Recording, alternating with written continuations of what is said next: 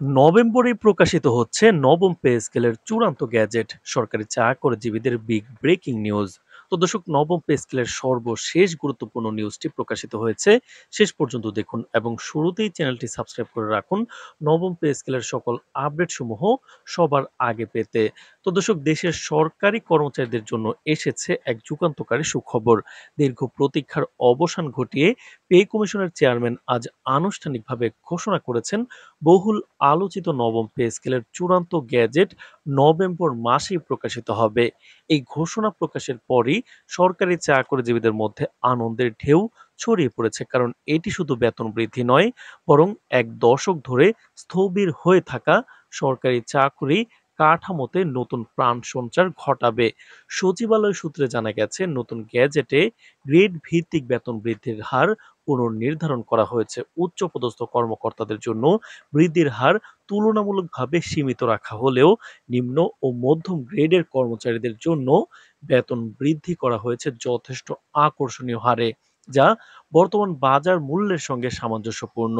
এই কাঠামো শুধু আয় বৃদ্ধি নয়, সরকারি কর্মচারীদের দীর্ঘমেয়াদী আর্থিক নিরাপত্তা ও নিশ্চিন্ত করবে।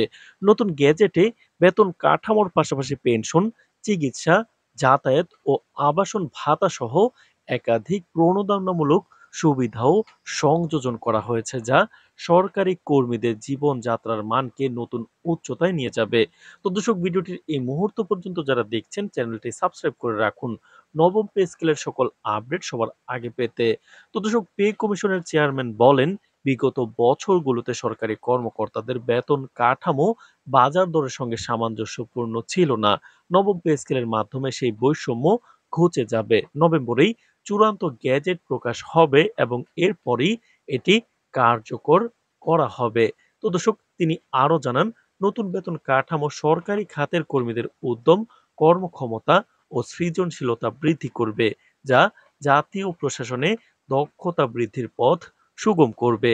অর্থ মন্ত্রণালয় ও প্রশাসনিক সূত্র বলছে, নিম্ন ও মধ্যম আয়ের কর্মকর্তা কর্মচারীদের বেতন বৃদ্ধি সর্বাধিক ৯৫% পর্যন্ত নির্ধারণ করা হয়েছে। উচ্চপদস্থ কর্মকর্তাদের বেতন বৃদ্ধি কিছুটা সীমিত হলেও তা তাদের পদমর্যাদা ও দায়িত্বের সঙ্গে সামঞ্জস্যপূর্ণ রাখা হয়েছে। বিশেষজ্ঞদের মতে এই সিদ্ধান্ত কেবল অর্থনৈতিক নয়, এটি দেশের সরকারি সেক্টরে মনোবল, কর্মসংস্কৃতি ও কর্মদক্ষতা বৃদ্ধির এক যুগান্তকারী পদক্ষেপ। সরকারি কর্মচারীদের সংগঠনগুলো নতুন কাঠামো নিয়ে ইতিমধ্যে আলোচনায় বসেছে, যাতে গ্যাজেট প্রকাশের পর দ্রুত সময়ের মধ্যেই সব পর্যায়ে বেতন ও ভাতা বৃদ্ধি বাস্তবায়িত করা যায়। তো দর্শক, পে কমিশন চেয়ারম্যানের ভাষায় নবম পে স্কেল বাস্তবায়ন মানে শুধু বেতন বৃদ্ধি নয়, এটি সরকারি চাকরিতে নতুন মনোভাব, দায়িত্ববোধ এবং রাষ্ট্রীয় সেবার পেশাদারিত্বের উত্থান। তো দর্শক, নবম পে স্কেলের সকল গুরুত্বপূর্ণ আপডেটগুলো নিয়মিত পেতে আমাদের চ্যানেলটি সাবস্ক্রাইব করে রাখুন। আজ এ পর্যন্তই, ধন্যবাদ।